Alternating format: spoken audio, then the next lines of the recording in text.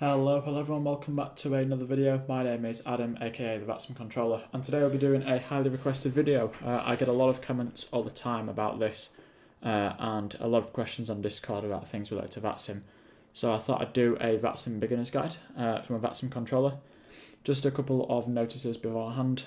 Everything that is in this video is free. You don't need anything to pay for it at all. This is going to be mainly focused on European operations. Things will be the same over in the US, however things will be slightly different, and controllers I know like things done different ways over in America and other places of the world. So this is mainly UK based and Europe based.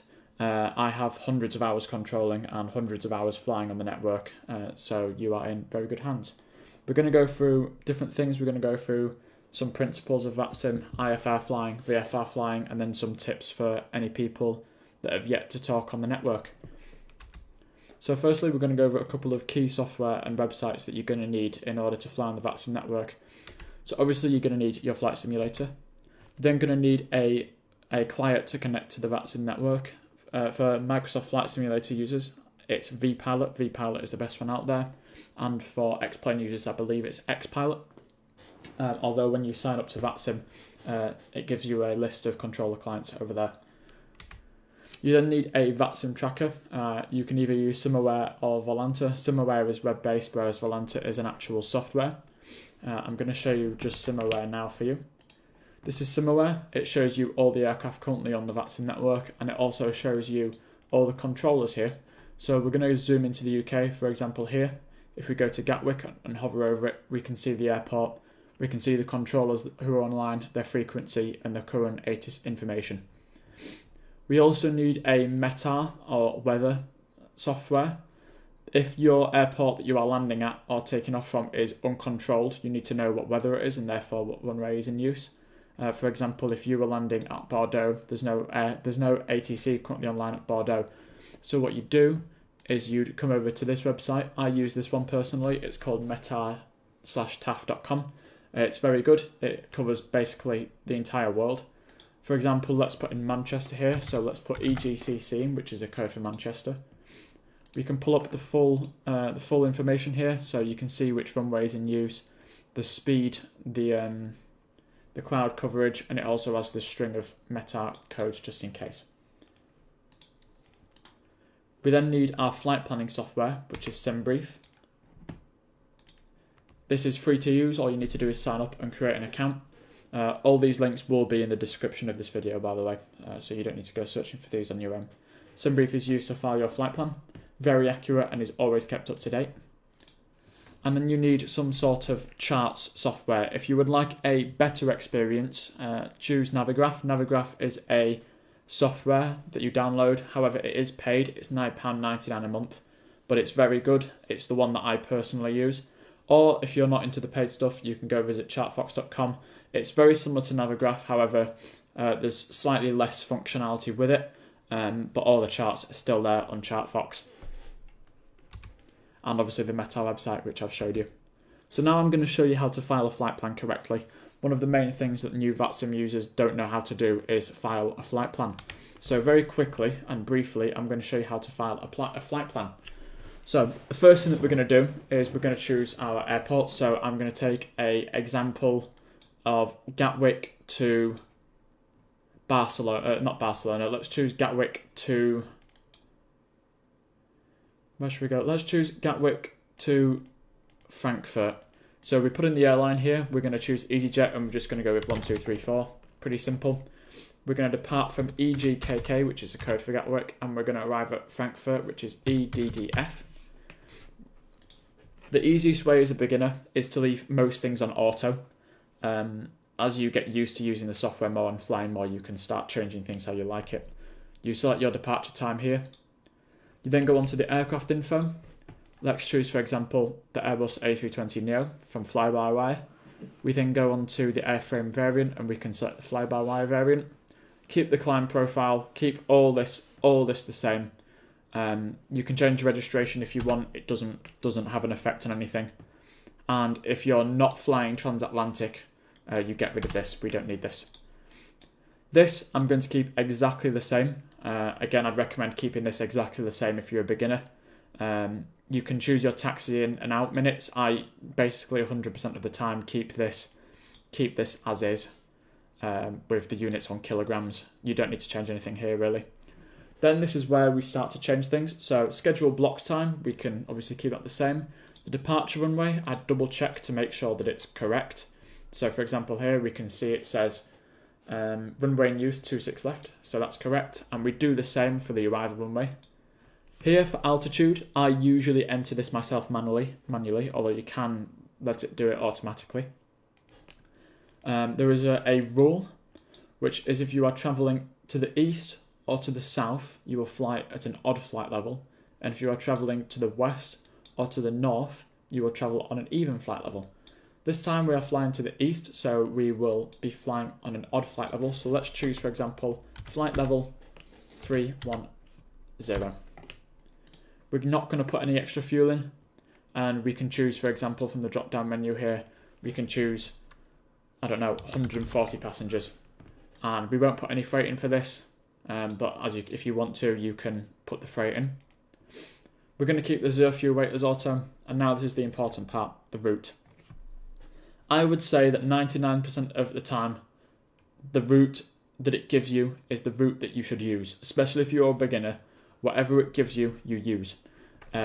This route here, it looks very good. I would use this one myself if this came up.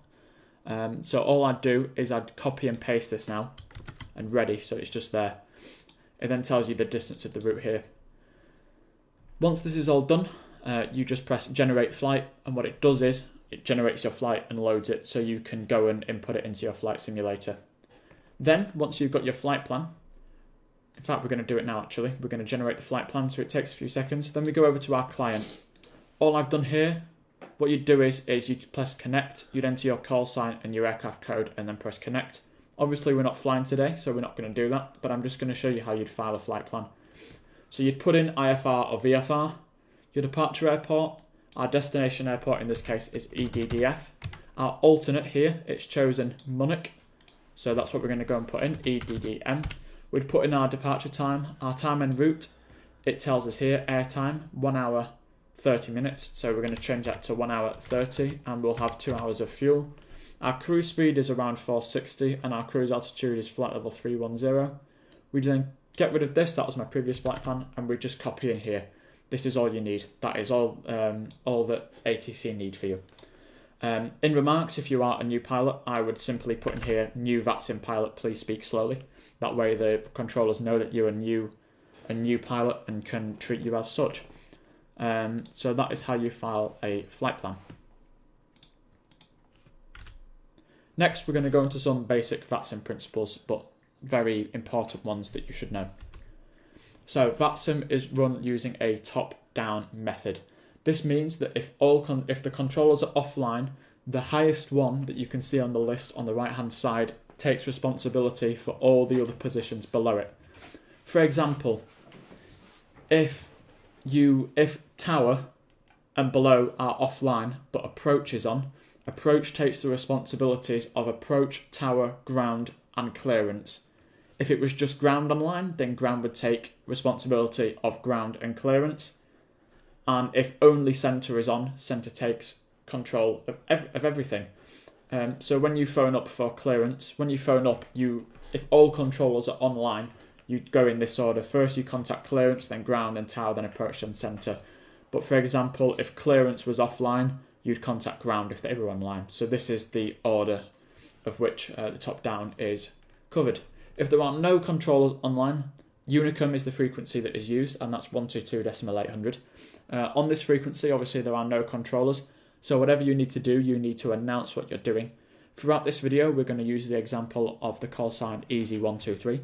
So for example, if I was pushing back from my gate, I'd say, if we were departing from Gatwick, I'd say Gatwick traffic, EZ123 is pushing back from stand, then whatever stand we're departing from. So everything you do on Unicum, you announce. When a controller speaks to you, he will read your call sign first. All instructions that the controller must gives you must be read back. You have to do this. If you don't read it back to the controller, you will face issues. When reading back, your call sign comes last, and we will have a look at a few examples shortly. So first of all, we're going to speak about IFR. We're going to go over the departure and then the arrival. So this video assumes that all controllers are online. Obviously, if a controller isn't online, you go up the top-down procedure and contact the next controller, but you still say the same things. So the first one that you do is clearance. The first thing that you do when you spawn in and your aircraft is ready is you request clearance. It's your clearance via IFR to your your arrival airport. If it is denied and there are changes to your flight plan, you must comply with these changes for the rest of your flight. For example, your cruising level might change, your route might change, and you have to stick to this. When you get up in the air, radar/center may change this, but when you're on the ground, you assume that this is going to be the case for the rest of your flight. I would always recommend, and I always do have, a piece of paper and a pen next to me when flying. At the top of this piece of paper, I simply write down my call sign, and then I've got some space underneath for jotting things down. For your clearance, you need multiple things. First of all, you need your aircraft type. So this would be, for example, an A320. You need your stand number that you've spawned in, for example, stand 555. You need the ATIS information and the QNH. And you also need what departure you're taking. When you depart an airport, there's different standard instrument departures, and it's good to write down which one you're taking because your controller will read this back to you. It is good practice to write down what the controller says back, and then you simply read back what the controller says. So when you first call up clearance, you give them all this information. They will then read back your departure and your squawk code. You then read this back to clearance, and then they will confirm if you have got this correct. What we're going to do now is we're going to watch an example of a textbook aircraft clearance that was given to me in the last YouTube video. This is completely textbook, and this is how all aircraft should call up for IFR clearance. And it's also a textbook read back, and we will watch the whole thing, and then we will break down what's happened.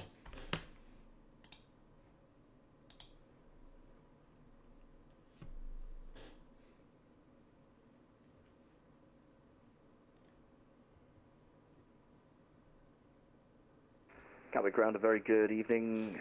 EC45 Delta Victor with stand 113 with information Sierra on board, type A320neo with the QNH set 1007.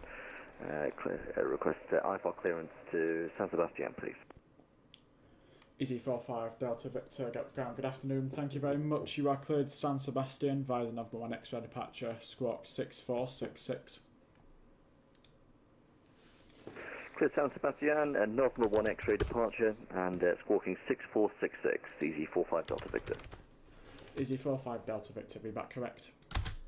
So, that was a textbook departure clearance. So the first thing that he did when he called up, he stated his call sign, he stated what aircraft type he was, and he stated the information, which was correct, and the correct QNH, and he also stated his stand number. I'll let you listen to that again. Gatwick Ground, a very good evening. EC45 Delta Victor. So he states his call sign first. With stand 113 with information Sierra on board, type A320neo with the QNH set 1007. So those are everything that he needs. He's provided me with all the information, and then the controller checks that this information is correct, in which case it is, so he gets his clearance. Request IFR clearance to San Sebastian, please. So just remember, the key pieces of information you need are your call sign, your aircraft type, stand number, information, QNH, and destination. Those are the 6 key things of a departure clearance. Now let's listen to my readback. EZ45 Delta Victor Gatwick Ground, good afternoon. Thank you very much. You are cleared to San Sebastian via the November 1 X-ray departure, squawk 6466. So I read back what SID he is departing on. In this case, it's the November 1 X-ray SID, and I give him his squawk code, which he inputs into his aircraft. If something is wrong and you've missed out a key piece of information in your clearance, the controller may request that information off you or may add it onto your clearance. For example, if you missed out the QNH, no worry, the controller will just add that onto your clearance.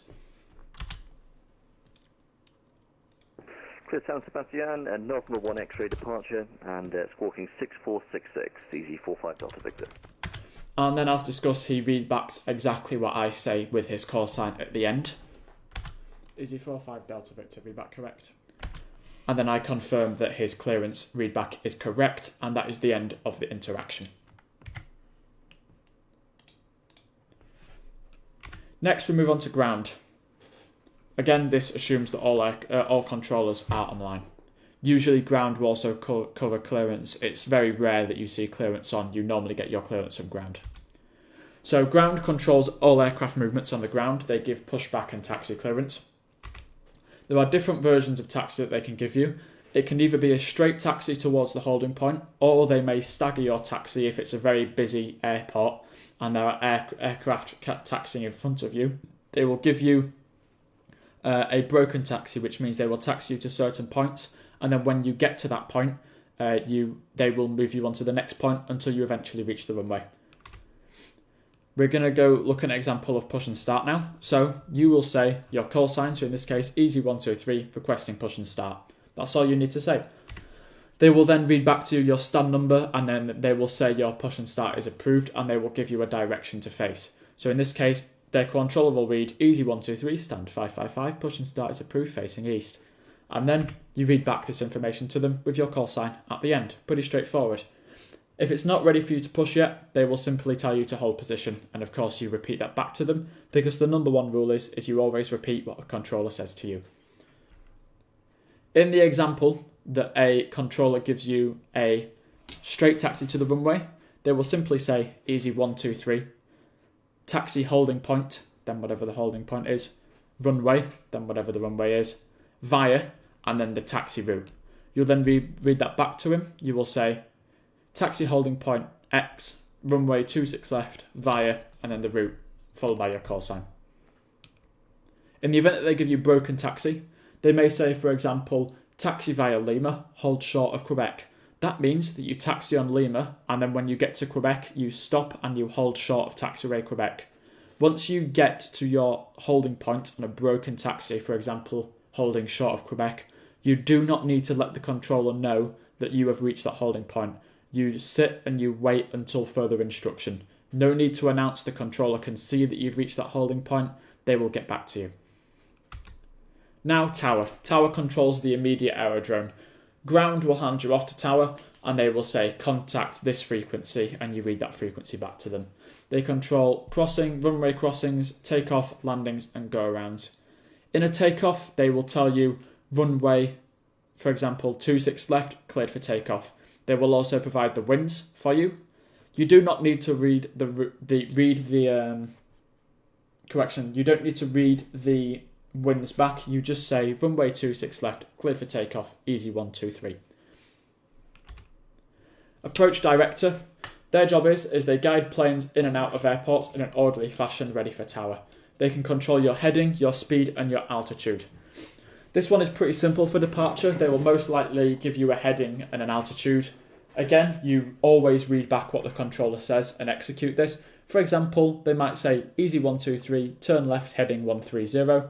You would then repeat turn left, heading 130, easy123, for example. Always repeat what the controller says back to you. This one's pretty self-explanatory. If they give you an instruction, read it back and follow it. Radar center. So this is the top one. They control vast areas of land and sky. When you initially check in with a controller, you first say your call sign, you say what your flight level is, and you say what waypoint you are heading to. So let's use our example again for easy123. We'd say, let's use London Control as well. So upon first contact with the control, you would say, London Control, this is easy123 with you. We are inbound waypoint Odvik at flight level 310. They would then say, once they see you on their radar screen, they will then say, easy123 identified. You don't need to do anything then, you sit and wait. Through your flight, they can give you instructions. They can tell you to turn to this height, give you climb, etc., etc. They can also order you to different waypoints. So they might say easy123 they might say easy123 direct waypoint Minfo. So that means that you fly to Minfo. Once reaching the next controller, they will simply say, easy 123, contact the next controller on 123.145. That's just a random frequency I come up with. You'd then read that back and swap over to the next frequency. We're now going to talk about arrivals. First thing is, if you are being controlled by radar, you request descent. Pretty straightforward, pretty self-explanatory. You say easy 123, requesting descent, and then they will then either approve or deny that request, and you read it back to them. They may also you clear onto a standard terminal arrival route. I'm not going to go over these because this is just a VATSIM guide, but if you are cleared onto a star, they will say, for example, easy 123, cleared onto the star, runway 23 left, and you just repeat that back to them. If you're getting a little bit confused, all you need to do is just remember to read back what the controller says. Read back what the controller says, and if you can't hear him or need it read back to you again so you have time to write it down, simply say, please repeat, and they'll be happy to read it back to you. Approach director, so this is the last one before tower. They will give you, again, specific headings and altitude, so they will either keep you on the star or they will manually turn you and align you with the ILS. For example, this is an example clearance onto the ILS approach. So for example, this would be easy 123, turn right heading 220, clear onto the ILS approach runway 22 right. And you would reply, you would read it back and say turn right heading 220, clear ILS approach runway 22 right, easy 123. They will then hound you over to tower, which clears you to land and can issue go arounds. In the event that a go around is given, they will simply ask you to go around. In this case, you aviate, navigate and communicate. You start your go around and then read it back to them. Ground, same thing again. They give you a taxi clearance. They can either issue you a clearance straight to the stand, or they can give you broken taxi. For example, here we've got one that is a straight taxi to a stand. For example, easy 123, hello, welcome to Gatwick, taxi stand 56 via Juliet, Quebec and Lima. And that's pretty self-explanatory. You taxi to stand 56 via those routes. Now we're going to have a quick look at VFR. VFR isn't very common on the network, so we're only going to do a very quick glance at VFR. There are two main types. You can depart out of the control zone and do VFR circuits. When you file your flight plan on your controller client, you select VFR on your drop-down menu. They require the same clearance information for IFR, so we're not going to go over that again, but this time you would say, for example here, requesting VFR departure to the south or requesting VFR circuits. Clearance will then give you the clearance. They will give you a set of instructions. Commonly, for both VFR circuits and VFR departure, they will give you an altitude to not go above, and they will give you a squawk code, and they will give you what frequency it's on.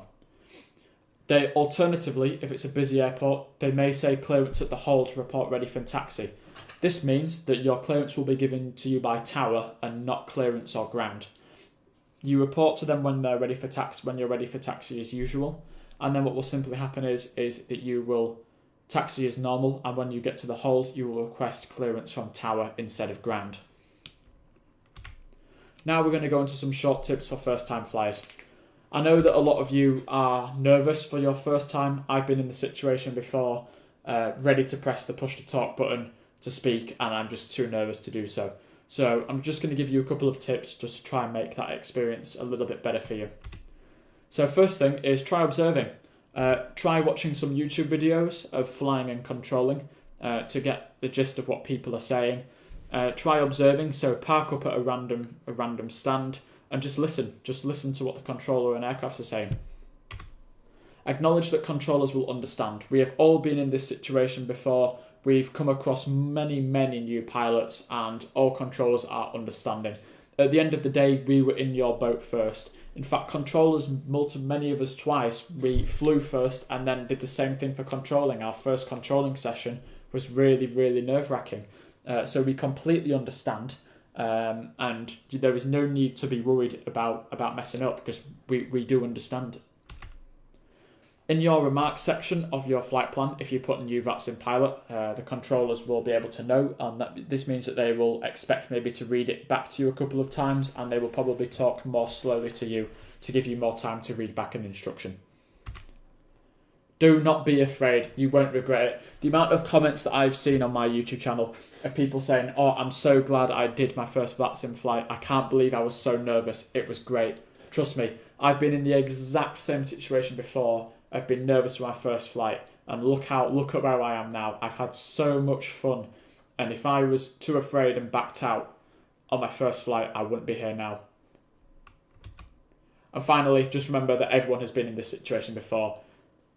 I wasn't born a controller. Like, I wasn't born a pilot. I've been in that situation before of the first flight. I completely get it. And if you have any further questions about VATSIM or indeed how to make your first flight, then feel free to send me a direct message on Discord. Everything that we've been over today will be linked in the description. And that's about it. If you're interested further, go have a look at my YouTube videos. There are some controlling videos and some flying videos on there for you to go watch. The flying videos that are up are all controlled, so you should be able to make that help. Apart from that, that is everything from me. Thank you very much for watching this video. I hope this helped. Let me know down in the comments if this has helped you to take your first VATSIM flight, or you've learnt something from this video if you're already a VATSIM pilot. If you've got any other questions, feel free to message me on Discord or drop a question in the comments. I respond to all comments, so feel free to leave one there. Apart from that, don't forget to like and subscribe. It helps a lot, and I will see you guys in the next video. Bye bye for now.